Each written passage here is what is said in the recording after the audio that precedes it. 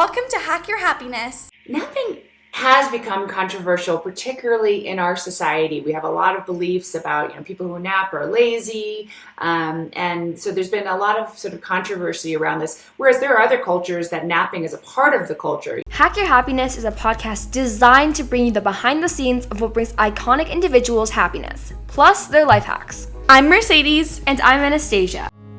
Today we are speaking with Dr. Wendy Troxel. My journey into a career focused on sleep really began about 20 years ago. Dr. Wendy Troxel. She's a licensed clinical psychologist with a specialty training in sleep. Sleep expert. Dr. Wendy Troxel. What role does sleep play in our happiness? The part of the brain that controls, sort of regulates those emotional responses, that gets dampened. What would you say are your top 3 tips for teens to get better sleep? You guys are in a really difficult position. I'm here to tell you it's not all your fault. Is napping a positive or a negative thing? Napping has become controversial. There's this concept of a morning person or a night owl. Is this a true occurrence? How can we figure out which one we might be? Most of us actually were sort of third birds, they would call it.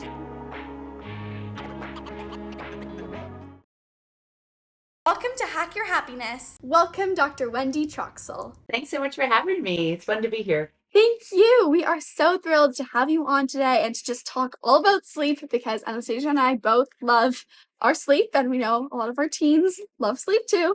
And you are a highly experienced sleep specialist, psychologist, scientist. So what initially led you to take an interest in sleep? My journey and into a career focused on sleep really began about 20 years ago when I was finishing my PhD, my doctoral dissertation, and I've always been interested in why our relationships matter, not only for our mental health and well-being, but also for our physical health. Because research shows that people who are socially connected, who have more friends, who have lifelong partners, they tend to live longer, happier, and healthier lives than people who are more socially isolated. And it's a really big issue in our society. And it's been something that I've always been really passionate about. So I was studying couples and how being in a good quality marriage may matter for your heart disease risk. And sure enough, it does. So people who are in happier marriages are at lesser risk for having heart disease, which is a number one killer of men and women. And through that work, I started to think about, well, how could that be? What are the sort of pathways that would explain why something like your relationship with your spouse or your partner, how that would matter for your heart health? And so that's really how I stumbled upon sleep, because 20 years ago, it was when a lot of the really newer and really fascinating research was coming out showing that sleep was so important for things like our risk for heart disease. And so I had the idea, well, guess what? Well, sleep is important for health and couples do it together, but nobody was studying sleep within couples. And so I kind of found my way into sleep that way. And then my research has expanded out from there. If our episodes help you hack your happiness and find a small bit of happiness in every day, be sure to share this episode with a teen in your life or anyone in your life who could use a small bit of happiness, as well as shop our happiness wellness products to bring a small bit of happiness to your home, linked in the description. That's so amazing. I feel like that really shows how, you start following one thing that you're really passionate about, and then one thing leads to another, and then all of a sudden you find something else that you're so passionate about. All you have to do is just try things out and continue exploring. And I think that's so amazing and so powerful. And I think Totally. And not feeling like you always have to have it all planned out. Believe me, I never had a prediction that I would be a sleep researcher because, when I was starting up there, it was a very small field. Not many people were studying sleep, and look where we are now. So yes, I think it's a good lesson. And particularly when you're young, that, sometimes you stumble and you just try things out that you find interesting, and one thought leads to another, and lo and behold, you end up where you are, but you don't have to have charted that all out necessarily. I love that so much, and I think that's so important. And it sounds like you've been through a great journey and you've experienced so many amazing things. And throughout this journey, what do you think your biggest challenge has been, and how did you overcome this? There's a lot of challenging things in my career. It's a very competitive world. It's filled with rejection. I mean, people who aren't sort of familiar with world of science. Most of what we do is, submit grants and manuscripts, which, even the best ones get rejected multiple times. And then you keep on revising and, resubmitting, and, eventually it hits. And there's lots of factors that go into something hitting or not hitting. So that's certainly a challenge that, I face, and I have faced throughout my career, and my colleagues do too. I think the other big one, though, is always just finding balance in my life, and ensuring that I keep my priorities straight, which is, of course, having a successful career, but always wanting to be there for my family, because I'm very certain that my values, and who I relate to, and who are the closest people in my life, they will be there long after my career. So having a successful career, and ensuring that I maintain that as my priority. It's been a challenge, but it's also brought me a lot of clarity, because you know it allows me to know what's really, really important at the end of the day. That is really terrific because I think this is true. Like, our relationships are so important because they're kind of foundational to our happiness. If we have good relationships, we have good friends, and we spend time with people who energize us, we can do better in all different facets of our life.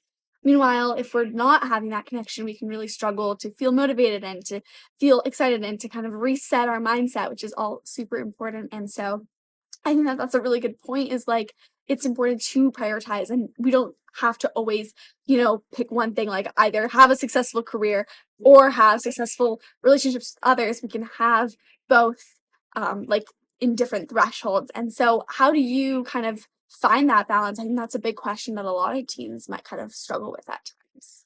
Yeah, well, I mean, again, you're absolutely right. And, relationships are, you know, vital for our health and even our survival. In fact, the Surgeon General of the United States, came out with a big report showing, the epidemic of social isolation and how it matters for so many health outcomes. So it's, very sort of salient to me, and I know in my own life how important it is. I guess how I do it, I mean, the thing is, it changes throughout your life, and like the balance that you create as teenagers is, you have a lot of demands in a very different way than, I do as a, older person. And throughout my life when my children were young, that was different. But I think it's always keeping your eye on the prize, like knowing, sometimes, everything's not always balanced at the same time, and you have to be okay with that.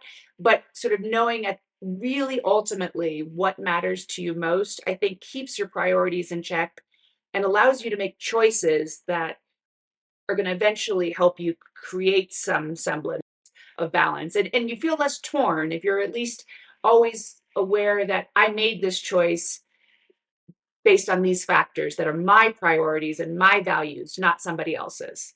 I 100% agree, and I think that also, like, having that, like, foundation of saying, "This is my priority," is so, so important, and it also helps us feel so much happier because we're able to make those decisions knowing and saying, "This is my priority, and I know that things are a bit stressful right now, but I know how to balance it." Exactly. So, what role does sleep play in our happiness as well? Sleep plays a huge role in our happiness. And I'm sure you guys can attest to this. We've all experienced it. You have a bad night of sleep. Maybe you're up tossing and turning because you're worried about, an exam the next day, or you're having some fight with your, friends or your boyfriend or girlfriend. And, you're stewing at night and you just can't let your mind shut down, and you're, up at night. And if that lasts for several nights at a time, you start really feeling the effects on your emotional well-being during the day. I mean, it can happen after just one bad night of sleep. You feel irritable, cranky, you have trouble concentrating, your memory suffers, it's harder to pay attention in school, all of these things. You're more prone to snap at even the littlest things. And we know this to be true from really elegant science, experiments in the laboratory where we deprive people of sleep, and we see at a brain level what's happening to the emotion centers in their brain. And we see that people become, more emotionally reactive. So they're more likely to sort of lash out. in anger or frustration or irritability, which is not good for our relationships, by the way. And the part of the brain that controls, sort of regulates those emotional responses, that gets dampened when you're not sleeping well. So you don't even have that control mechanism to sort of pull you back from lashing out at your, friend or your boyfriend or whomever, your parent. So like that happens at a pretty immediate basis. And again, I think we've all experienced that at some point, right? Like when you're not sleeping well, you're cranky, you're irritable, you're not a whole lot of fun to be around. But what we also know from many, many studies is that chronic poor sleep quality or chronically not getting enough sleep, for your developmental stage, is strongly linked with the development of major mental health problems like depression, like anxiety, like post traumatic stress disorder. Sleep problems can even predict suicide risk, which is really alarming, in part because, when you're not sleeping well, you're really emotionally vulnerable and raw. Everything is kind of at the surface, and your ability to cope is strongly diminished. So just, it makes literally, a mountain out of a molehill. Something little can feel so insurmountable and challenging when you're not well slept because it saps you of your coping resources. Your body's just trying to deal with the threat of not sleeping well. So it's just hard to manage like the stuff that life hits you with. Wow, that is so interesting. I think it's so, like, insane how this thing that we've been Yeah, doing all our life, sleeping ever since we were born, has such an impact on our happiness, on for our sure. well-being, on our relationships with others, and how all of that is so intertwined and interconnected. And I think that a lot of times as teenagers, there's different stresses in our life, and we have a lot going on. Maybe we have a big exam to study for, or we're really stressed out, or we want to hang out with our friends, or talk late on FaceTime, or binge watch a show on Netflix. And we put that sleep off because it's the easiest thing to kind of shrink. We don't want to shrink the amount of time that we're spending with loved ones. We don't want to shrink the amount of time that we're practicing our sport or our instrument. And so we kind of shrink on the sleep and we reduce that. And so, what would you say, whether it is because of, reducing the amount of time of sleep, or maybe because you simply can't fall asleep or you're waking up throughout the night, what would you say are your top 3 tips for teens to get better sleep? My top 3 tips for better sleep. And again, I work with teenagers quite a bit, and I realize that you guys are in a really difficult position, not because some of, sleep teenagers are known to be one of the highest risk populations for being sleep deprived. And I'm here to tell you, it's not all your fault. In fact, one of the things that I've talked about quite a bit, that I've done a TEDx talk on, is the fact that early school start times are a major factor that you have no control over, really, that restrict your teenagers' opportunity for sleep. And so that's a factor that, like, I mean, I say you have no control over, though I do suggest that every one of you starts advocating to your schools to delay school start times, as many schools have done. And so there is a factor that is not in your direct control, though I do suggest you advocating to influence it. But so there's a real reason. I mean, it's not just that you're all on your phones and you don't care about sleep. There's a major policy influence that's restricting your opportunity for sleep. Beyond that, what can you do as an individual teenager to get better sleep? My first rule of thumb is we all sleep best as human beings when we have relatively predictable schedules or consistent routines. And that can be very hard for a teenager because you're waking up at an ungodly early hour during the week for school, which is totally, in conflict with your biology, which tends to favor later bedtimes and later wake up times. So that's not all your fault, but yeah. So you have these early wake up times during the week, and then you want to sleep in on the weekend to catch up. And I really understand where that's coming from, and you need some catch up sleep. But what doesn't work is having really huge differences between your weekday wake up time. Say if that's 6 a.m. and you sleep in till 11, 12 on the weekends, that is just it's too large of a shift for our internal biological clock or circadian rhythm that controls your sleep wake cycles, as well as other things like your mood and your happiness. So I try to give a little grace here. I don't say wake up at the same time of day every day of the week, for which is what I would say for adults. But for teenagers, I would say try to rein in your sleep schedule. So you try to go to bed and wake up within about a 2-hour window most nights. That's my first rule. My second rule is to be active. Our bodies and our brains and our sleep all do better when we have regular physical activity, not to mention all of the other benefits of physical activity. It's also a huge mood booster. It's good for our health, it's good for our bodies, it's also good for our sleep. And it's also a great way to reduce stress. And we know that stress is a major factor that can interfere with sleep. And my third rule is to allow yourself at least 15 minutes, if not an hour, of having a wind down time before bed. I think what happens for a lot of teens as well as adults is you have these like busy lives. You're rushing from a busy school day to, maybe, practice after school to then having to do excessive amounts of homework, having some time with your family, maybe seeing your friends, and you're, doing homework and right up until bedtime. And then, but suddenly like it's time to be done because you have to go to sleep at some point and you shut down your computer, but you still want to look at your phone and you race off to bed, probably with your phone in your hand. And then at a certain point, you decide, okay, I better go to sleep. So you put your phone down, you turn off the light, and then you lie there and you think that you're able to just like pass out right then and go to sleep immediately. Well, that might work for some, particularly if you're really sleep deprived. But for many of us, that doesn't allow the brain and the body the opportunity to set the stage for a good night of sleep. So then you find yourself, oh, you're having trouble falling asleep because your brain is still going. You want to go to sleep, you're exhausted, but you can't shut down your mind. And so allowing at least a 15-minute buffer period, up to an hour, where you do something that's ideally not on your phone or on other electronic device, because frankly, the content is just too consuming. And it keeps you awake. It's not just the light, which can also be problematic at night, but it's really, if you're on social media talking with your friends, it's really hard to put it down.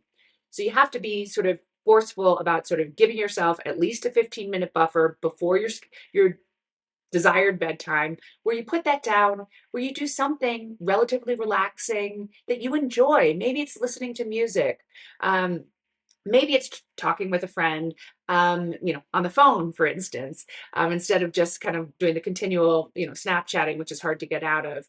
Maybe it's journaling, maybe it's meditation, maybe it's reading a book, something that you find relaxing, that helps to quiet your mind, and then go to bed. Again, it doesn't have to happen forever, but allow yourself like a 15-minute buffer. So the last thing you see at night isn't always your phone. It tells your brain, okay, it's time to disconnect from my social world and prepare for bed. Those are really terrific. Thank you. And what I really love about all of your rules and your Yeah. hacks is that they're so attainable. Like, it's For not sure. anything, unrealistic. It's just simple steps, little mild changes to routine that, yes, it Yeah. takes effort and willingness to do that, but it's within everyone's grasp. And I think that's what I really love about them. No, for sure. I really love that as well. And I totally get it. I think we all have those nights where we're tossing and turning and we just can't fall asleep no matter what we do. And during those nights, what would your top tips be for being able to fall asleep and, stop tossing and turning? Yeah. So, I mean, I'm a clinical psychologist as well. And, I have a practice where I treat, many, many people that have insomnia, which is a clinical disorder often characterized by trouble falling asleep or waking up in the middle of the night and not being able to fall back to sleep. And what typically happens, like if you're struggling, particularly on a nightly basis, if it happens more than one time, it gets really frustrating, right? Like, I don't know if you've ever gone through a bout of insomnia where, like, you're trying to fall asleep and your mind is just racing, or you fall asleep, but then say at 2 o'clock in the morning, like maybe it's the night before exam, you wake up and suddenly your brain is wide awake and you need sleep, but you can't. And very quickly, if that happens night after night, that becomes habit forming.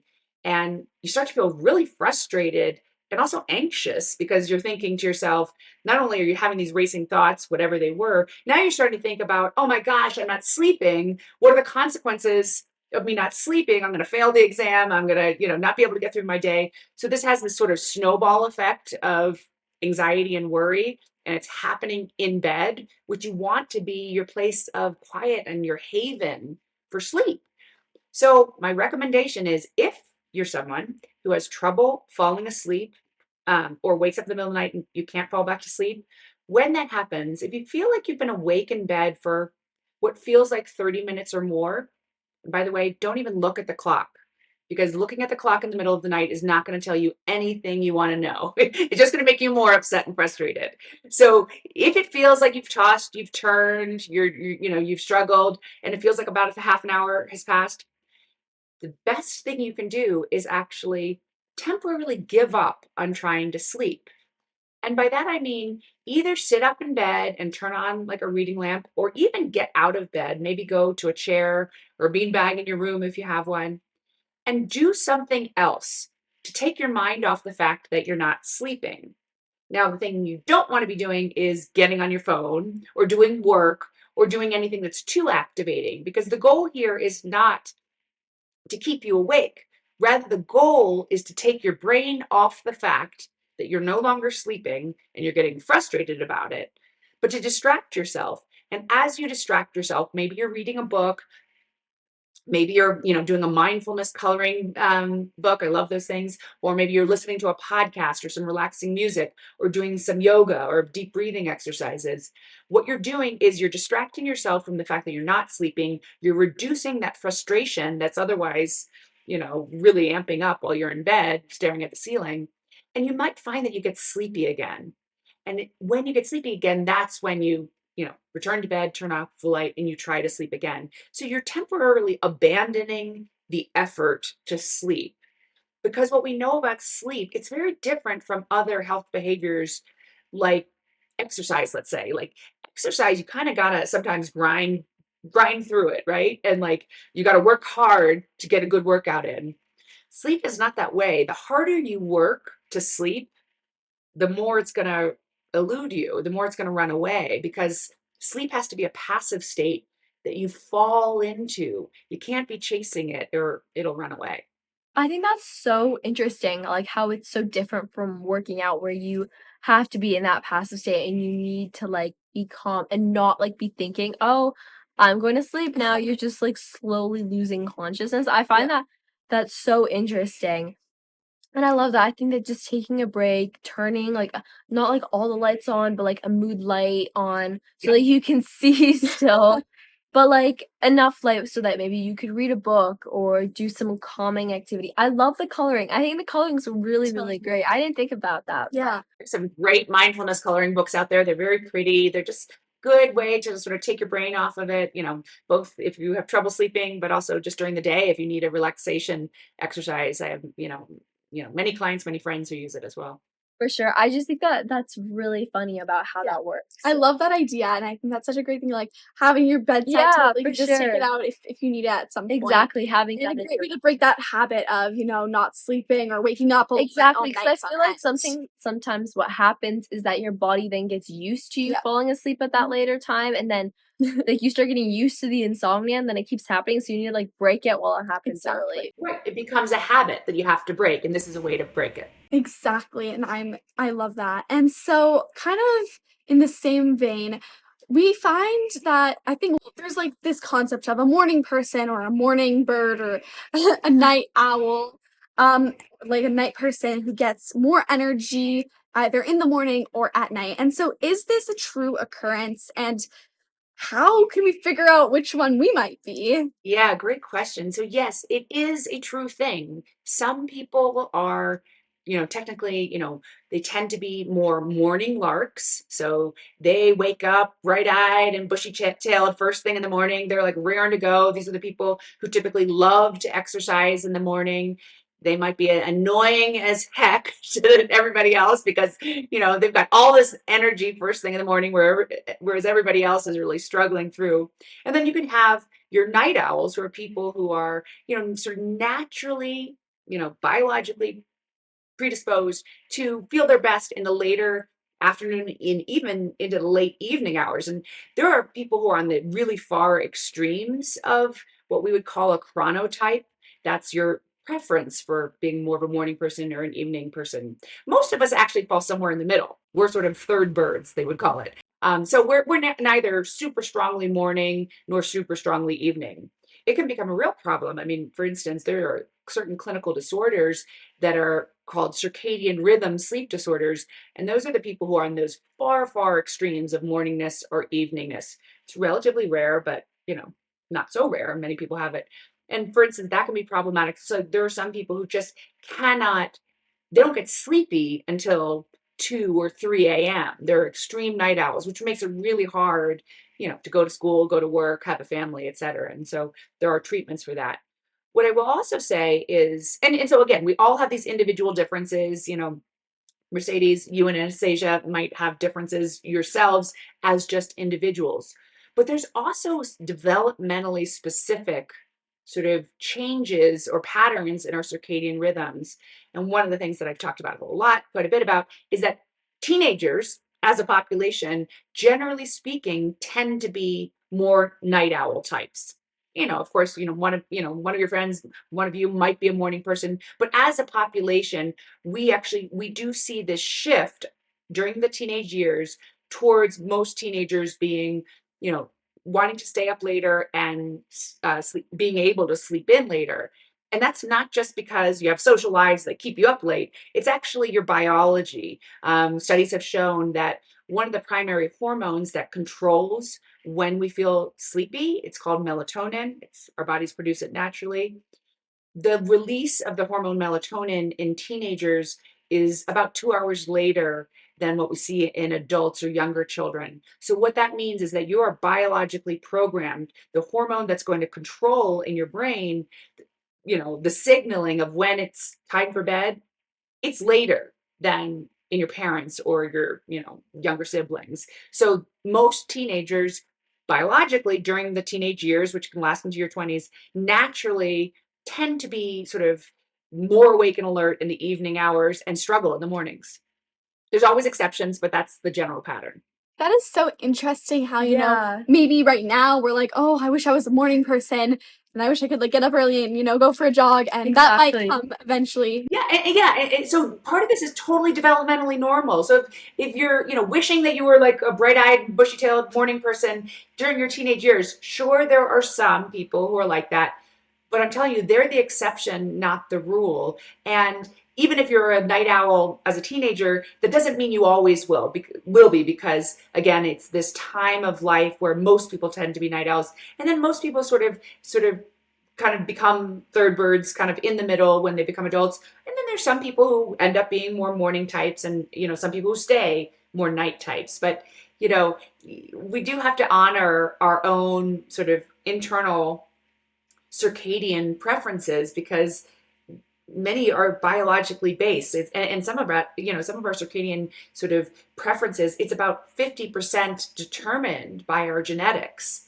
So we can shift our cycles to some extent, in small increments, but kind of how you feel naturally is largely determined by your genetics. I think that's so fascinating because I feel like a lot of us might be like, oh, if I start waking up by like an hour earlier every day, I can train myself to become an early bird. And I'm sure to some extent that'll work, especially if you go to bed earlier so that you can kind of make up for that time. But I feel like a lot of us, like, it's not something we can force onto ourselves, and we need to respect that. Especially if you're a can't- teenager, like just Yeah, realize that, hey, exactly. I'm just in this phase of my life where this is how my melatonin releases. Yeah, you can't change it overnight. And I mean, again, you can shift your schedule slightly, but the thing people will try is like, your bedtime is currently, midnight, and your natural wake up time is, 10 a.m. and like you want to suddenly become, a 6 a.m. waker who's happy to get up and, going to bed at 8 p.m. Well, that's just not going to happen. If you want to adjust your schedule, you can do that, but you should do it in like 15-minute increments, you know, you know, each, like, and weeks over time. Like you could slowly start. If you wanted to go to bed earlier so that it's easier for you to wake up in the morning, you can do that, but you want to adjust your schedule, not by an hour at a time. Our circadian rhythms can't handle that, but you could do it by, say, 15 minutes. Give that a strategy, give that a try, going to bed 15 minutes earlier, waking up 15 minutes earlier. So you don't cut your sleep as you mentioned, but you're allowing your circadian rhythm time to make that adjustment. But you got to stick to it, because if you go back and you switch to your old schedule on the weekends, that work you've done to shift your schedule, you'll go back to square one. So that's the problem. That's why consistency is so important if you want to shift your schedule. I think Absolutely. that's so interesting how, like, as soon as you have, like, one off day or, like, a few off days, it'll just reset your rhythm right back to it. So you need to be Very extremely yes. you need to be very dedicated to switch your circadian rhythm. Exactly. But I know that a lot of teens get really tired during the day still. I know I You're get like, that. after school. I know, I'll be like, "Oh, I need a nap." I love naps. Me Like, too. so many Me teens too. love taking naps, but they can sometimes be a bit controversial. So, is napping a positive or a negative thing for our happiness? Napping has become controversial, particularly in our society. We have a lot of beliefs about, people who nap are lazy. And so there's been a lot of sort of controversy around this. Whereas there are other cultures that napping is a part of the culture. Siesta culture. It's, certain countries, like, society sort of shuts down, between the hours of, 1 to 3 p.m. And, that's still allow for siesta or a nap. So the thing about napping, particularly in teenagers, is that, many teenagers are doing it because you're making up for the fact that on a nightly basis, you're not getting the sleep you need. And, so on the one hand, it is a compensatory strategy. And when you're chronically sleep deprived, I would say, getting some sleep even during the daytime, it's not the same thing. Like, the healthiest sleep happens in, one bout at night. But there are times in your life when you have less control of this, and that includes when you're a teenager. So some level of napping to offset some of that sleep deprivation that you have during the school week can be beneficial, actually. But the key to naps is how long they last and when you take the nap. So the thing about naps is you don't want them to be particularly long. An ideal nap should be really under an hour, somewhere between 30 minutes to an hour. The reason being that, the nice thing about a nap, if you're somebody who naps and it feels good afterwards, is you wake up feeling a little bit more refreshed. You can sort of go through the rest of your day. And the reason why short naps are better to make you feel more refreshed is if you spend too long sleeping in a nap, your body is likely to go into the deeper stages of sleep, at which point it's much harder to wake up. So instead of waking up, ending the nap feeling awake and alert, you end up feeling groggy and unrefreshed, which is not the purpose of the nap. So keep the nap relatively short, and also be very mindful of when you're taking the nap. And this is another big problem with teenagers. You get home, if you get home from school, or you have to go to practice, and then you get home and you just crash. Well, the later the nap occurs in the day, say it's approaching, dinner time, the more likely it is that that nap might interfere with your nighttime sleep, right? Because one of the things, other than our circadian rhythm, the other factor that controls our sleep is our drive for sleep, sort of like a hunger drive. So just as, imagine, if you're about to have dinner, but you have a snack right before dinner, you're going to be less hungry when it's dinner time, right? Similarly, with the sleep drive, if you take a nap, particularly a long one, and if it's later in the day, closer to your bedtime, you might find that when it's time for bed, you're not as sleepy because you had that little, sleep snack, which is the nap. So if you're going to nap, try to have it earlier in the day and keep it short. So, what time would you say to kind of cut the nap off at? Yeah, like how long would you recommend for a Yeah. good nap? Yeah, I mean, again, I try to be flexible because I know teenage schedules, are very, very, very busy, and it depends on when you get home. Ideally, naps earlier. For in general, I would say naps should generally occur before 3 p.m. But that might not be possible if you're, not getting home from school until after 3 p.m. So if you're going to nap, I mean, what I would say is no naps after 5 p.m., honestly. And if you're going, the later in the day you nap, keep it even shorter. So, generally speaking, try to keep the nap between 30 to 45 minutes. If you're somebody who needs to, who doesn't get home from school and practice until 5 p.m., but you just need something, you can try like a 20-minute power nap. That's what I would try first to see if you can get any benefit of the nap without it disrupting your nighttime sleep, which is not so far off. Um, if you're taking a nap at 5. But at the end of the day, a nap does not substitute good, sufficient nighttime sleep. So, if you're having to nap every day and you can't get through your day, then you need to do something else to look at what's getting in the way of you getting, sort of the minimal adequate sleep, at night. And for teenagers, the minimal adequate amount of sleep that you're supposed to be getting is about 8 hours and up to 10 hours, even more for athletes, which I know sounds completely impossible given your schedules. But think about that, like, you know, how far off are you from at least getting 8 hours, and try it again to do like, can you increase your opportunity for sleep by 15 minutes? Try that for a week.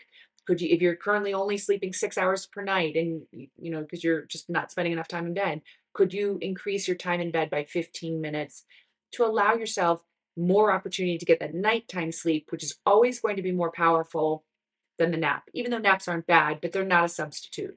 For sure. 100%. I really love that. And Yeah. I think that naps are a great strategy when used in the best possible means, as you described. And it's good to kind of know where to draw the line when it comes to Exactly. naps and those timelines. And so, as a sleep expert and a psychologist and a researcher who's been working in the realm of sleep for over 15 years, what would you say is a sleep myth that you would like to bust? Well, there are several that I talk about quite a bit, but specifically regarding teenagers, something that I have fight against all the time is this idea that teenagers are just lazy people. We tend to, I think, be really critical as a society often of teenagers, and it really bugs me.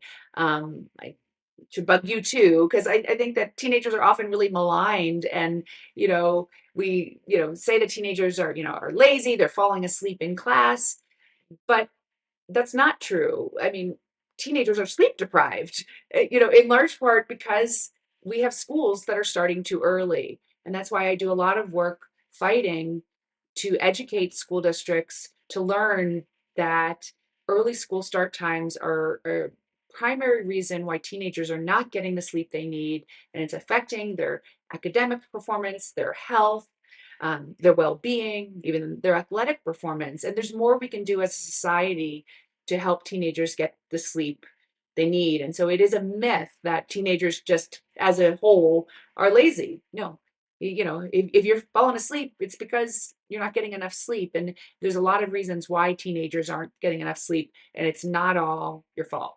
So, in terms of schools starting too early, what is a better time for that you're advocating for them to start at? And what is like a good start to the day look like for a teen who needs more sleep? What time would Yeah. be ideal, I guess, for our sleep needs? Yeah, well, I mean, honestly, what would be ideal for you all versus what can actually happen, given that you have to do this thing called school, those are different. But this isn't just me saying this. I can, refer to major medical organizations who have made this decision based on the science and based on these compromises that we know exist. So, the American Medical Association, the American Academy of Pediatrics, and many, many other major medical organizations all recommend that middle and high schools start no earlier than 8:30 a.m. So that's the recommendation. In the US, the average starting time is around 8 a.m., with many schools starting way earlier than that, and then buses picking students up, sometimes as early as, 6:30 a.m. And that's just not okay for teenagers. Again, because as I talked about, this delay in your circadian rhythms and the release of the hormone melatonin, if you wake a teenager up at 6 a.m., that's the equivalent of waking your parent up at 4 a.m. And just imagine how they'd be. So it's really like creating night shift workers out of teenagers when we send you off to school too early. And there's lots of consequences for that. So we have to deal with the practicalities of life, but 8:30 a.m. is the recommendation. Many, many school districts around, the country, around the world have listened to the science and delayed their school start times. So it is doable, does come with challenges, but that's at least allowing teenagers the opportunity to, get more of the sleep they need, and have it be more closely aligned with your biological rhythms. Not exactly, because honestly, naturally, many teenagers would naturally wake up closer to 10 a.m. on a regular basis, but few schools are willing to start that late. But 8:30 a.m. is sort of the compromise that it's doable and school districts should work for, because that's what the science and medicine recommends. That's very cool, and I think it's good that school districts are starting Yeah. to listen to that, like you mentioned, some are, and I definitely think it's important to, sacrifice. Maybe it's better to, work further into the afternoon Yeah. than starting at 6, like, that's I have not even heard about I mean, that, I but know, that's or like getting picked up at 6, like I don't even know how I would go but about yeah, I that. feel bad for anyone who has to be out of the house at that hour. That is My own children, it happened to. It was, it's pitch black at that time, and they suffered. Definitely. And so, kind of a little shift in the conversation. On another note, if you were to go back, we've talked a lot about being a teenager today here. If you were to go back to being a teen, what is one piece of advice that you wish you could give your teenage self? I wouldn't take myself so seriously. That none of this matters nearly as much as you think it does. All the sort of drama and stress and worry about how you look and how you perform in school, and having to, be whatever it is you're striving to be, you know, at the end of the day, be a good person, be true to who you are. Nobody knows all the answers, right out of the gate. I still don't, we still don't, as adults don't. We're always figuring it out. And, just sort of realize, like, you are who you are, and sort of, value your strengths and recognize your weaknesses, but, avoid looking for perfection, or, beating yourself up too much, you know, for the flaws that we all have. So just don't take yourself too seriously. It takes away time when you could otherwise be enjoying life. I love that so much, and I think it's so important to not think that you need to figure everything out by the end of high school, have a whole plan for how your life is gonna go, because, I mean, I don't think it's possible for you to plan every single part of your life because life has its own kind of journey that you're Things gonna be on, happen. and, like, Yeah, you can't control everything that's gonna happen to you, and I think Absolutely. knowing that and kind of letting go of that sense of like I need to control everything is so great because then you can actually appreciate all the opportunities that come and everything that happens along the way. totally. So true.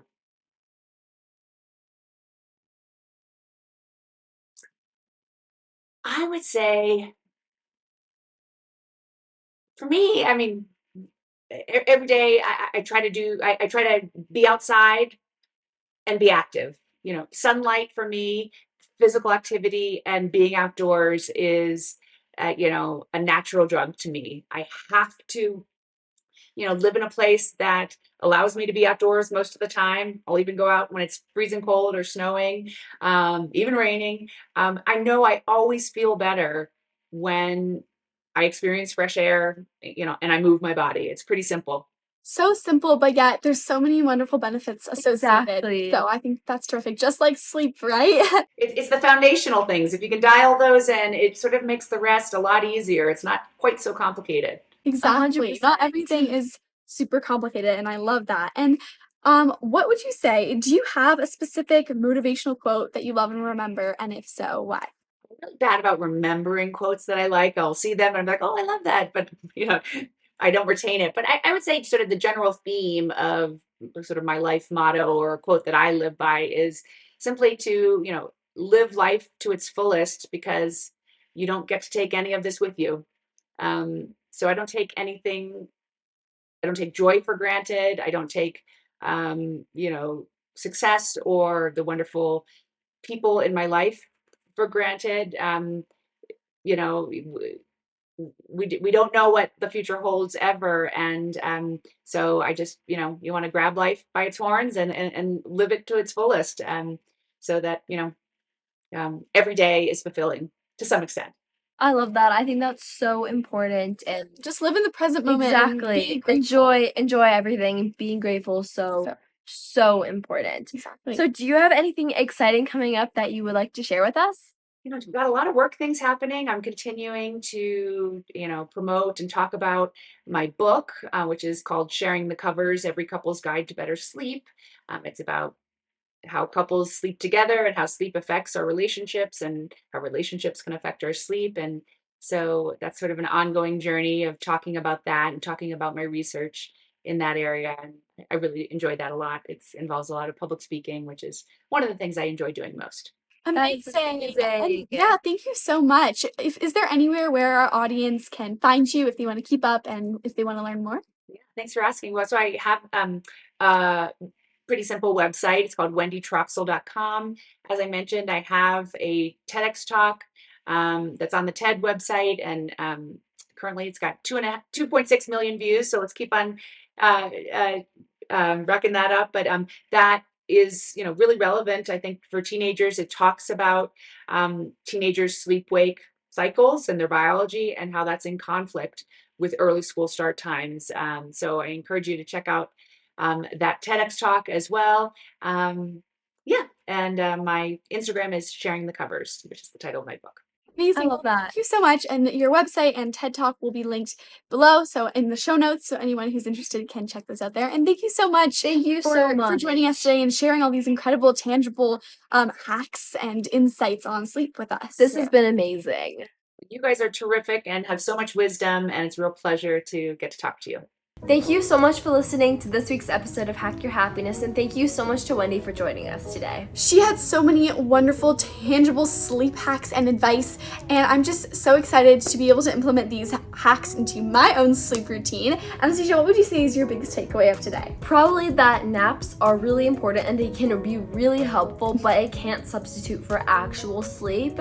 And I think also to not take really long naps. I know for sure I've taken some 2-hour naps and they've been great, but sometimes you just gotta cut it down. You gotta have a half an hour long nap, and I think that's really important. What about you, Mercedes? I totally agree, and I love my naps, so maybe I'll have to modify them a little bit, but I'm glad to know that it's still a beneficial thing to be doing. For me, one of my other biggest takeaways from Dr. Troxel today is just the fact that don't blame yourself if you're a teen or a young adult. If you're really tired and feel like you're not getting adequate sleep, you're not lazy or there's nothing wrong with you. It's just our melatonin is released later naturally as teenagers, and that's natural and normal, and it will get better as we get older. So I think that gives us all some hope, and it's just good to have that background foundational knowledge. If you enjoyed this week's episode of Hack Your Happiness, please leave us a 5-star review from wherever you're listening. It really helps us out and we really appreciate it. Also, be sure to join our happiness family so that you never miss another episode. It's also completely free, and we would really love to have you. You can join the family by following Hack Your Happiness on whichever podcast listening platform you're on now. See you next time!